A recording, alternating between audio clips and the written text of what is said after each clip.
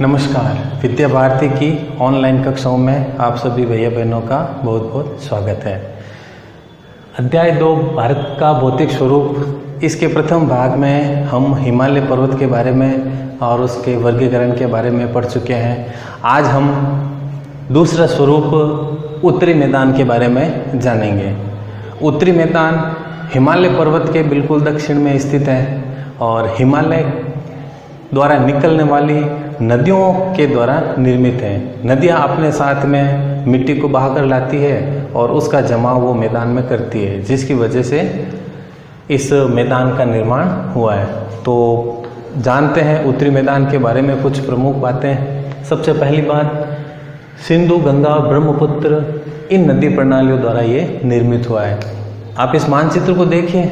इस मानचित्र में भारत के सबसे पश्चिम में सिंधु नदी और उसकी सहायक नदियाँ, फिर मध्य में गंगा और उसकी सहायक नदियाँ, और बिल्कुल पूर्व में ब्रह्मपुत्र नदी और उसकी सहायक नदियों के द्वारा निर्मित हिमालय के दक्षिण में जितना भी ये समतल मैदान है वो पूरा का पूरा भारत का उत्तरी मैदान कहलाता है।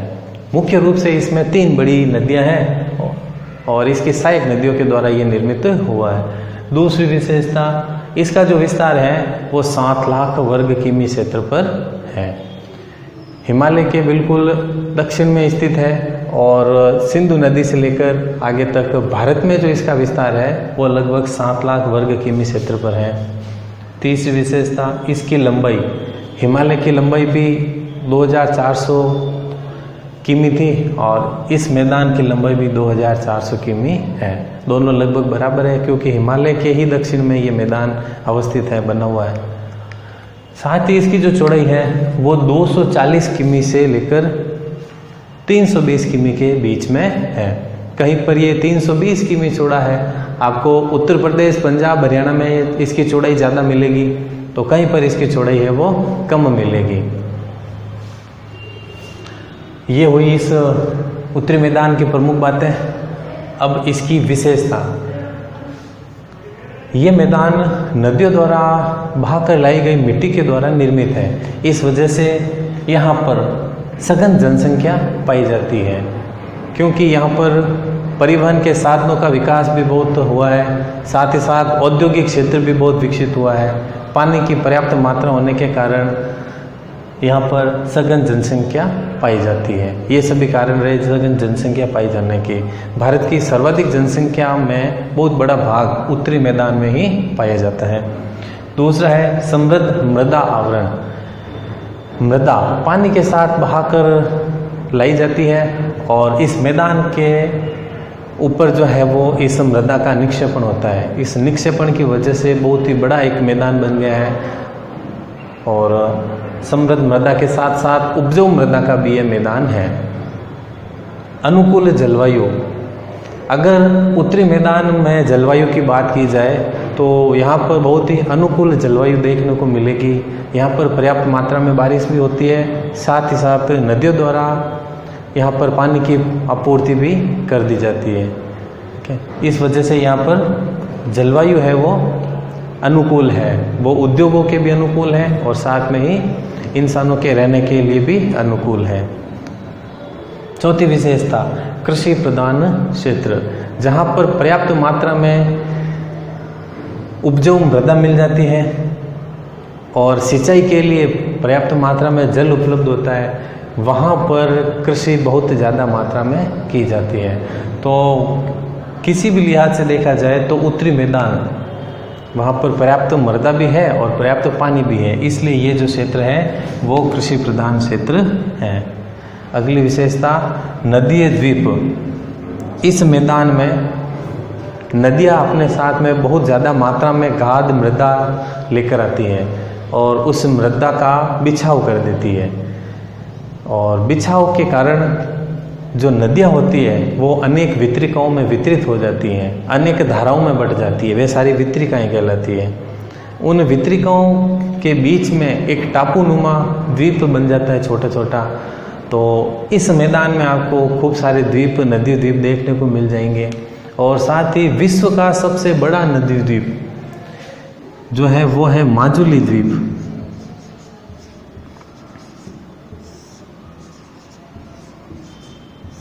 माजुली द्वीप ब्रह्मपुत्र नदी के द्वारा बनाया गया है। ये असम राज्य में है।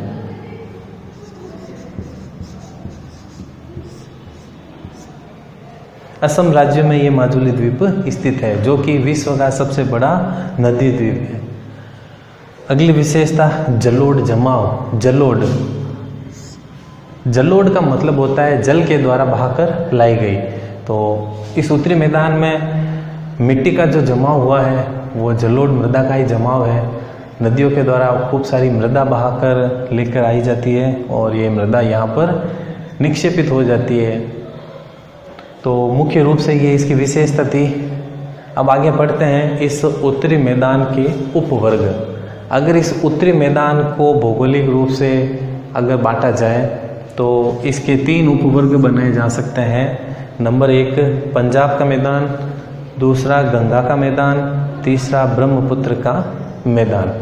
सबसे पहले पंजाब का मैदान का अध्ययन करते हैं। सिंधु नदी और उसकी सहायक नदियाँ, जिसमें झेलम, चिनाब, रावी, व्यास और सतलज, ये 5 नदियाँ। आप इस मानचित्र में देखिए किस प्रकार से सिंधु नदी पश्चिम दिशा में बहती हुई कश्मीर से होकर फिर पाकिस्तान में आ रही है और उसके साथ में झेलम, चिनाब, रावी, व्यास अन्य नदियाँ आ रही है। इस मानचित्र में स्पष्ट रूप से आप देख सकते हैं। तो इन नदियों के द्वारा जो निर्मित मैदान बना है वो मैदान है कहलाएगा पंजाब का मैदान। मुख्य रूप से इसमें भारत के जो राज्य आएंगे पंजाब, हरियाणा और बहुत बड़ा भाग है वो पाकिस्तान का भी है। तो प्रथम भाग जो है वो पंजाब का मैदान कहा जाता है। इसको पंजाब क्यों कहा गया? पंज का मतलब होता है 5 और आब का मतलब होता है मैदान। पंज आब यानी कि 5 नदियों के बीच का भूभाग पंजाब। इसी तरह से एक और शब्द बनता है, वो बनता है दोआब, जहाँ पर 2 नदियों के बीच में कोई भूभाग बना हुआ है, मैदान बना हुआ है, वो कहलाएगा दोआब। तो हमने सबसे पहले पढ़ा पंजाब का मैदान। दूसरा गंगा का मैदान। गंगा के मैदान का संपूर्ण भाग भारत में ही आता है और गंगा और उसकी सहायक नदियाँ जैसे यमुना है, घग्गर है, गोमती है, इन सारी नदियों के द्वारा ये मैदान निर्मित है।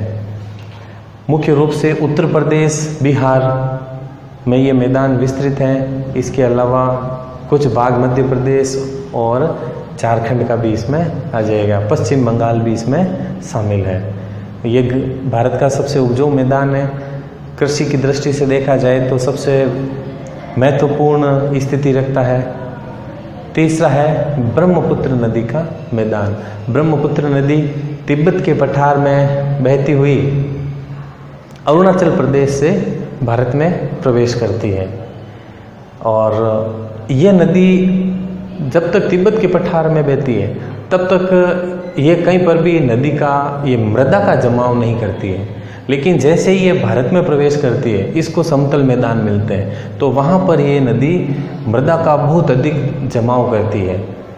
और उस पूरा असम जो राज्य है वो असम राज्य ब्रह्मपुत्र नदी के द्वारा बहाकर लाई गई मिट्टी के द्वारा ही निर्मित हुआ है।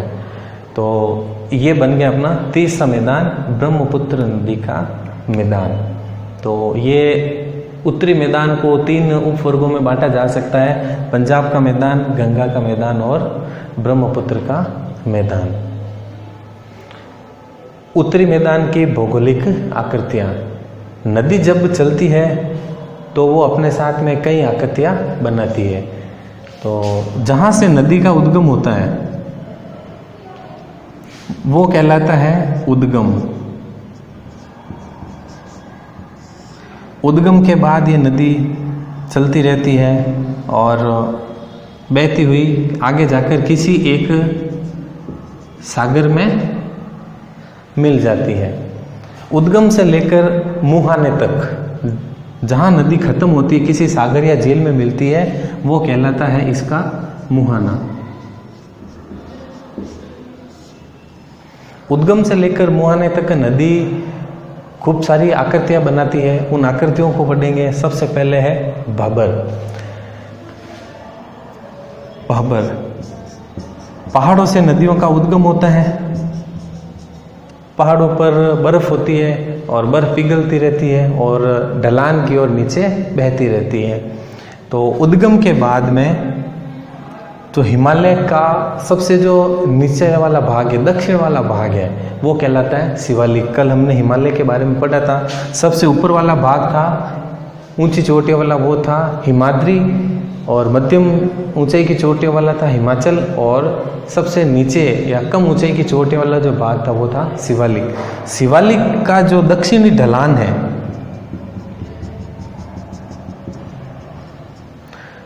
उस ढलान पर ये नदियाँ अपने साथ में बड़े बड़े कंकड़ पत्थर को लाकर यहाँ पर जमा देती है।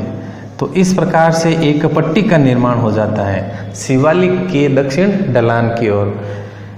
इस पट्टी को है वो भाबर कहा जाता है। और ये लगभग कहीं पर ये 15 किमी की चौड़ाई में है, तो कहीं पर ये 40-50 किलोमीटर की चौड़ाई में है। इस भाबर पट्टी की एक विशेषता है कि जितनी भी नदियाँ हिमालय से निकलकर आ रही होती है, वे सारी नदियाँ इस भाबर की पट्टी में आकर विलुप्त हो जाती हैं। ये इसकी विशेषता है। नदियाँ विलुप्त होती हैं।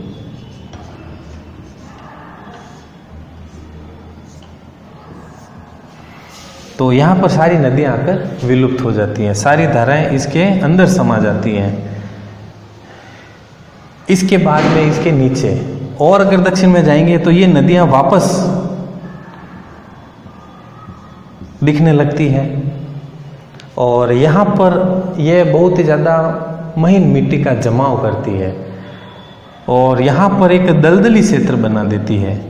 ये पूरा कैसा क्षेत्र बन जाता है? दलदली क्षेत्र बन जाता है। इस दलदली क्षेत्र को कहा जाता है तराई। ये हो गया हमारे दूसरा भाग। तराई जो है वो नम व दलदली क्षेत्र है।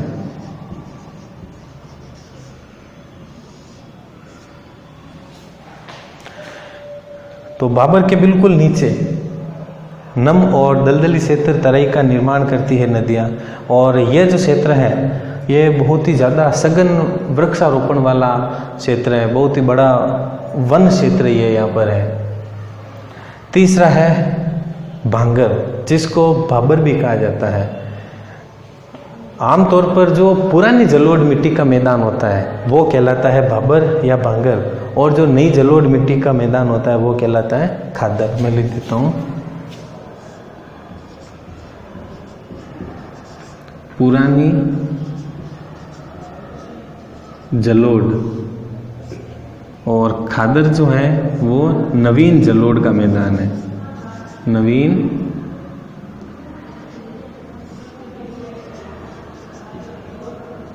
जलोढ़। ये जो नदी चल रही है, इस नदी में जब बाढ़ आती है तो बाढ़ का पानी इस प्रकार से फैल सकता है। ये नदी का मार्ग है।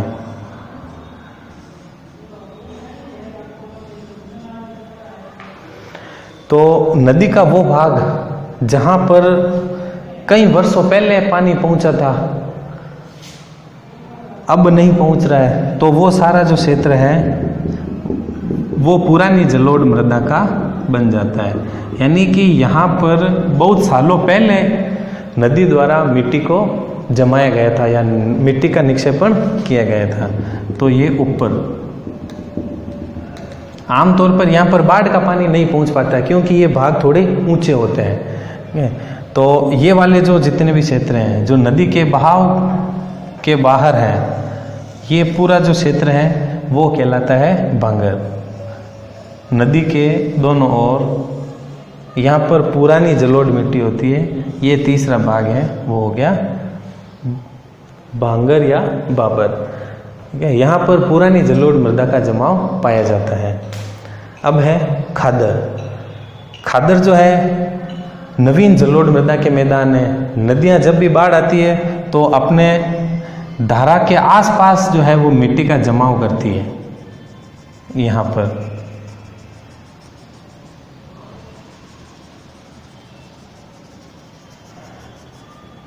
तो नदी की धारा के आसपास में जो नवीन मिट्टी का जमाव होता है, ऐसे मिट्टी के जमाव वाले मैदानों को खादर कहा जाता है और यहाँ पर नवीन जलोढ़ मृदाएं पाई जाती है।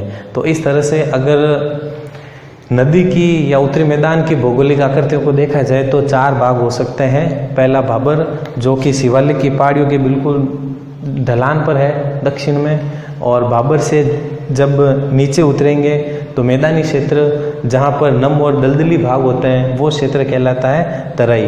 तराई क्षेत्र बहुत ही ज़्यादा वन आवरण वाला क्षेत्र है, यहाँ पर बहुत ज़्यादा वन आवरण है। उसके बाद में नवीन और पुरानी जलोढ़, जहाँ पर नदी के बाढ़ का पानी पहुँचता है वो एरिया जो है वो तो कहलाता है आपके खादर, और जहाँ पर नदी के बाढ़ का पानी नहीं पहुँचता है, कई सालों पहले पहुँचता था, तो वो पुरानी मिट्टी हो गई, पुरानी जलोढ़ हो गई। तो ऐसे मैदानों को बांगर या भाबर कहा जाता है। ये 4 भौगोलिक आकृतियाँ उत्तरी मैदान में बनती है। इस तरह से हमने आज जो है वो उत्तरी मैदान के बारे में पढ़ा है। इससे संबंधित महत्वपूर्ण प्रश्नों को आप देखिए, इसका स्क्रीनशॉट ले सकते हैं, और साथ ही अगले वीडियो के अंदर हम मिलेंगे भारत के भौतिक स्वरूप में अगली किसी भौतिक स्वरूप को लेकर। नमस्कार।